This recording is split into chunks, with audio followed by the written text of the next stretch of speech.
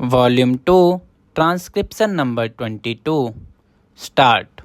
Mr. Vice Chairman, the Minister of Railways has given us some impressive figures regarding route mileage, the number of passenger trains that run every day, the number of goods trains that run every day, the number of millions of passengers who travel by train. He has tried to compare them in view of the vastness of the country.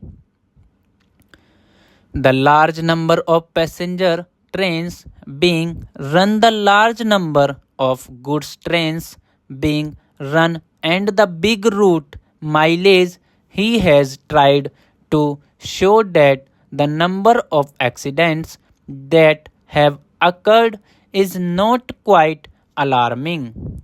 I do not know what his idea was when he tried to compare the number of accidents against this background. Committees have been appointed when serious accidents took place to find out why such and such accident took place. The Shahnawaz Committee, which was appointed in 1956, gave a very voluminous report. Therein, they had stated the causes of accidents that occurred during the period before, and they had also suggested some preventive measures. The government have again appointed another committee head by Dr. Kunjru. It is more than 8 months or so.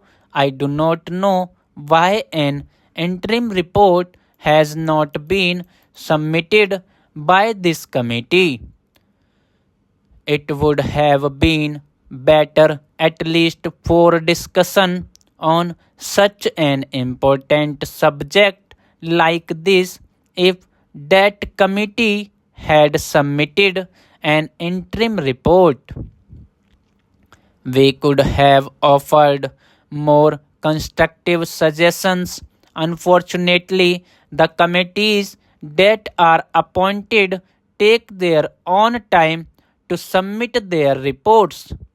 Maybe the government is partly responsible for they may not be cooperating with the committee in giving all the material that is necessary for the committee to come to some sort of conclusions and give their findings on such an important question. Time and again, we have discussed this question of accidents, and I was really pained to see how the minister tried to minimize the seriousness of the railway accidents. He also quoted in the other house the figures, the number of accidents that are taking place in other countries, that particularly America and England. The conditions that are obtaining in these countries and that are obtaining in India are totally different. There, many of the accidents take place not because of follies, not because of the limitations under which those railways work, but mostly because of the environment that there has been in these countries.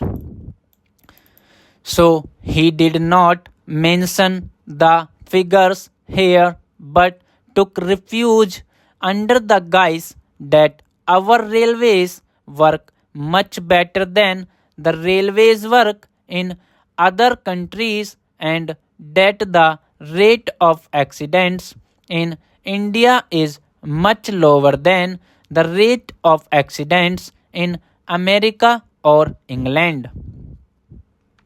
Sir, by having this discussion, the railway board and the railway ministry should be able to learn some lessons, and if they are prepared to implement the salient suggestions that will be made by the members, then many of these discussions will not take place, and many of the accidents that take place these days will not occur.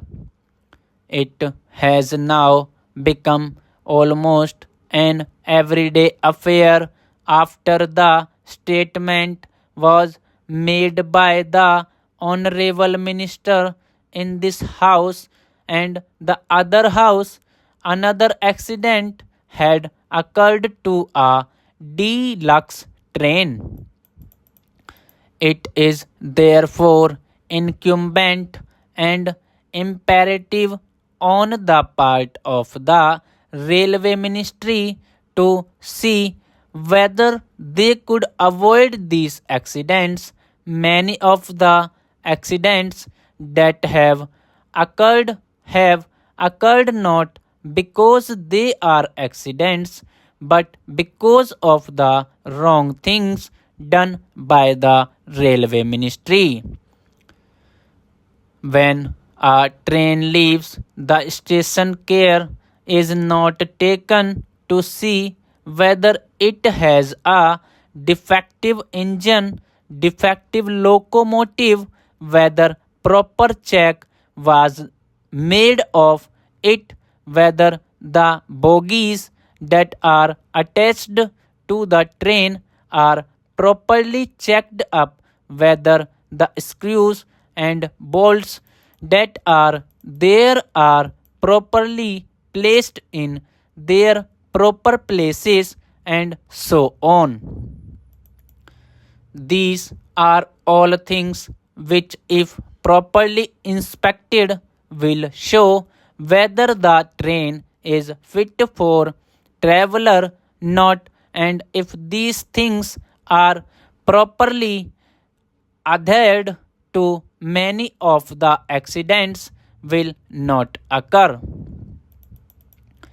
A member in the other house has reported a statement from the statesman of Calcutta that the loco-shed people asked the driver of a particular train to somehow manage, even though he complained that he could not take the train. He tried to manage. When the train arrived very late, he was said to have been many-handled by the crowd for the late arrival of the train, and he is reported to have stated to the correspondent that in spite of the protest that he made, he was asked to take that locomotive, which was very defective. Last year, similar accidents occurred. For instance, the Ranchi accident. It is also reported that the engine driver protested when he was asked to take the train because the engine was defective. But in spite of his protests, he was forced to take that engine and an accident occurred. I am glad that an inquiry commission has been appointed to go into the cause of the accident. 840 words completed, 100 WPM.